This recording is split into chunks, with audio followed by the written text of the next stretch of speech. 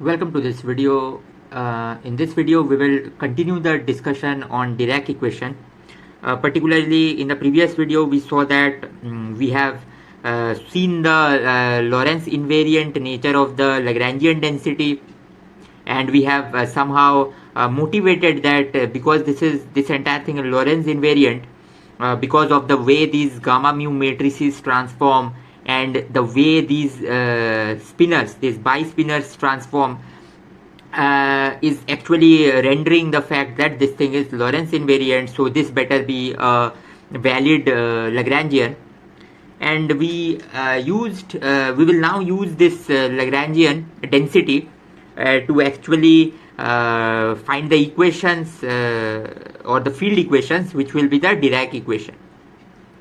So let's see. So this till now we have done nothing in the sense of quantum mechanics, where we actually will need to quantize this. We will need to quantize this, but we are now still discussing in the position where these are simply classical fields. And the field equation we can now write like this, and we see we have two fields which we take to be independent, that is this psi, and this is this psi bar, which is just gamma 0 psi dagger. So psi bar was psi dagger times gamma 0. So this was psi bar, and we saw that psi bar psi, which is like mod psi square that was there in quantum mechanics, it was no longer an Lorentz invariant quantity. Rather, psi bar psi was something that was Lorentz invariant. So with this, we try to find the field equation, a field equation for psi bar. So for psi bar, you can see that del L over del psi bar will be this entire part, starting from here to here. And there is no derivative of psi bar present, and we will get just this part equal to 0, and this is the Dirac equation. And whereas you can find the field equation for psi, for which we have to first take the derivative with respect to psi, that will give us minus m times psi bar from here, and that will be equal to this partial derivative, where if we push it inside, we will just take the derivative, and that will finally give this particular thing. So here we must remember that this entire thing is actually this acting on this, and then we have this. So you cannot interchange these because they need not necessarily because of the nature of them. Because you see, psi, you can say that it is 4 row 1 column. Psi dagger will be 1 row 4 column, and psi dagger times gamma 0.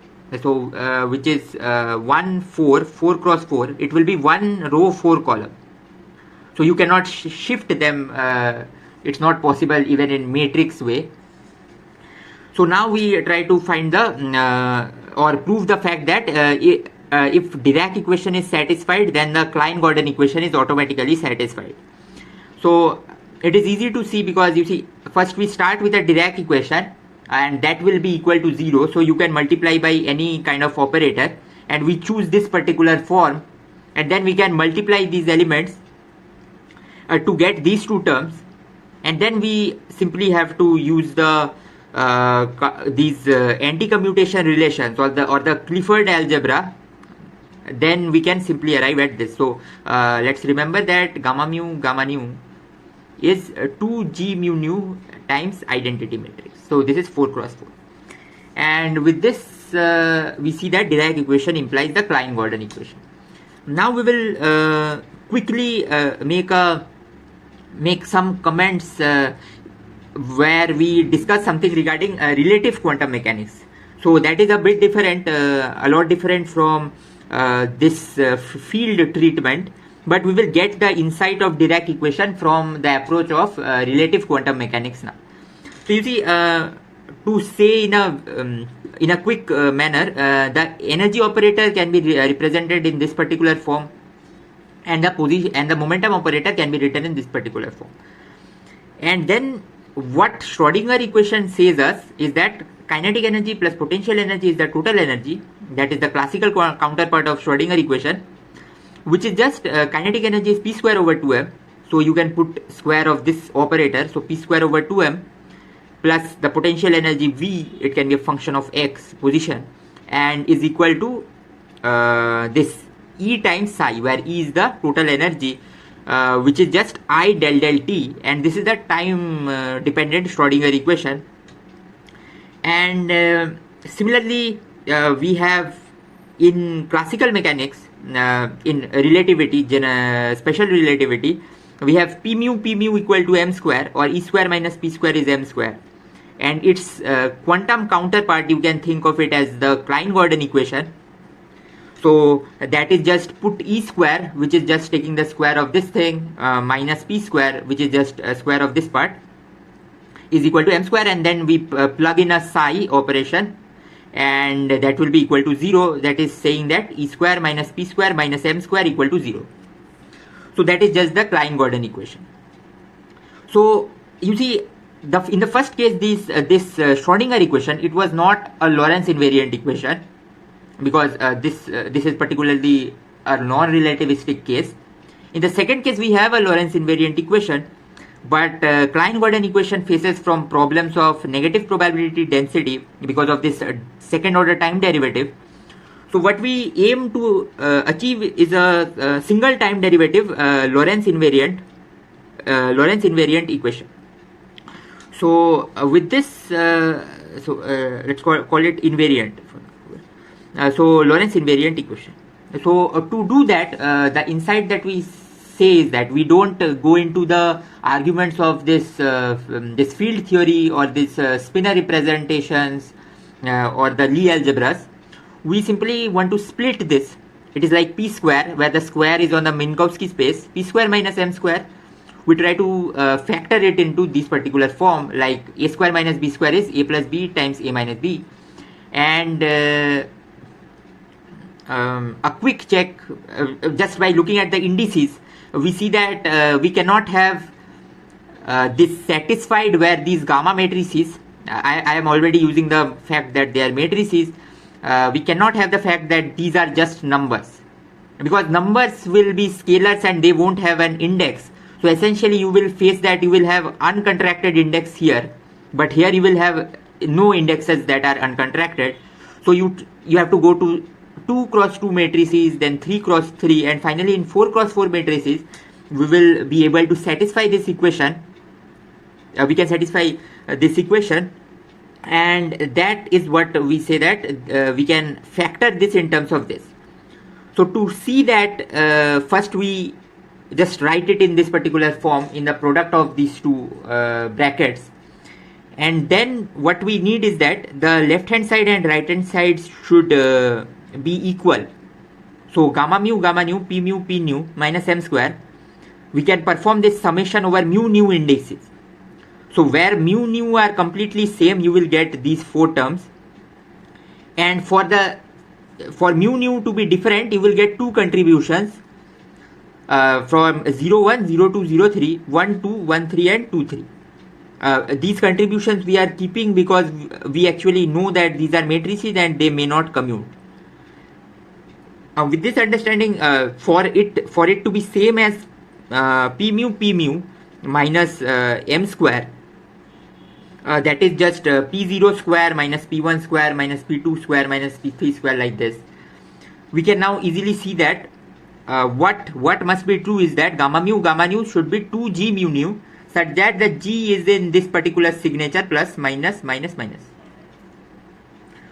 So this is another way of looking at Dirac equation, which allows us to factor this p mu which is a Lorentz invariant quantity, in terms of 2 different factors, and then you can just say that you can plug in a psi, and then you see that you have just the Dirac equation, because p mu with a lower mu index is energy minus px minus py minus pz, and p with an upper index is energy px py pz.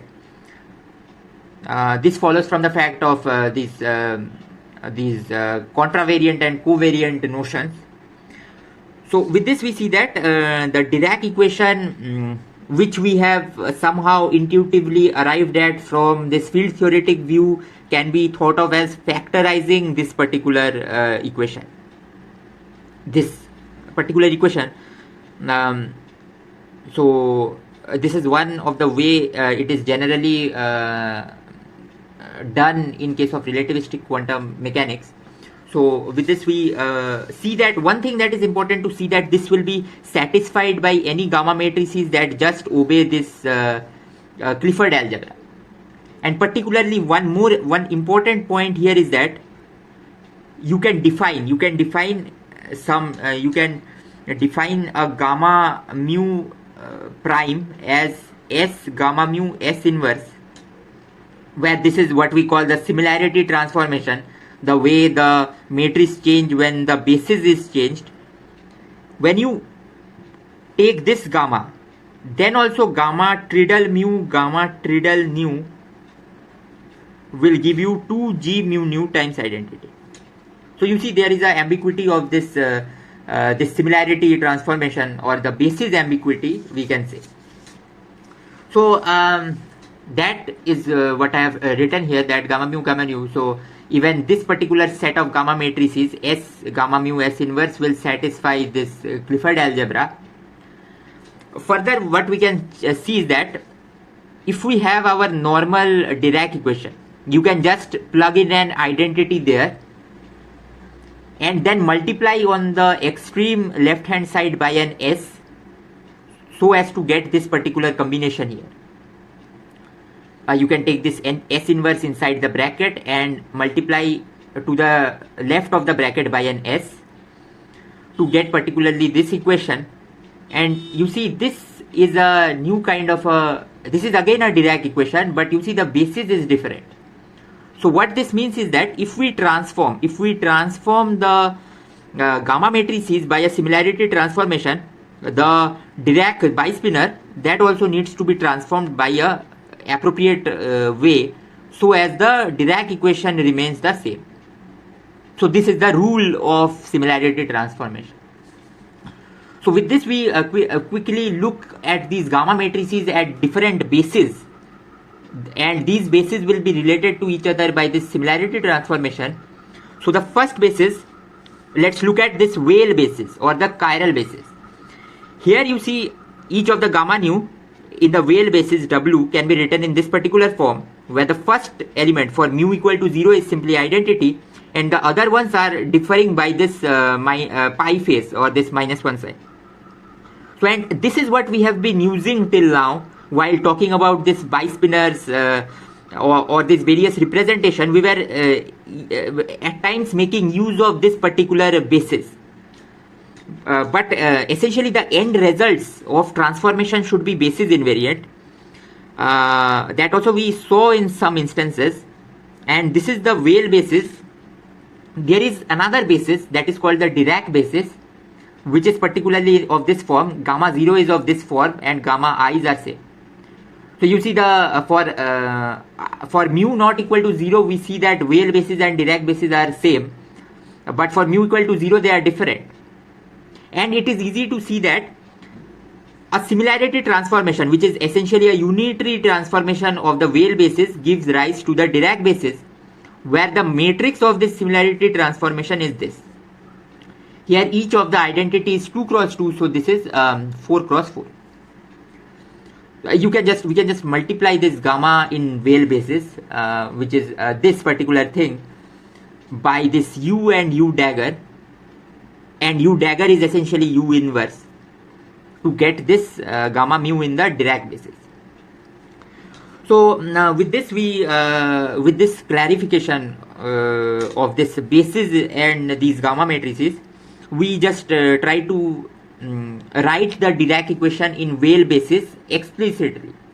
So what we do is that we just take these gamma mu matrices, plug them inside, then as we can see that this is m times an identity. So here I have an identity sitting, so that gives rise to these diagonal elements, and Weyl basis has off diagonal elements only, so in the off diagonal you will get these two terms.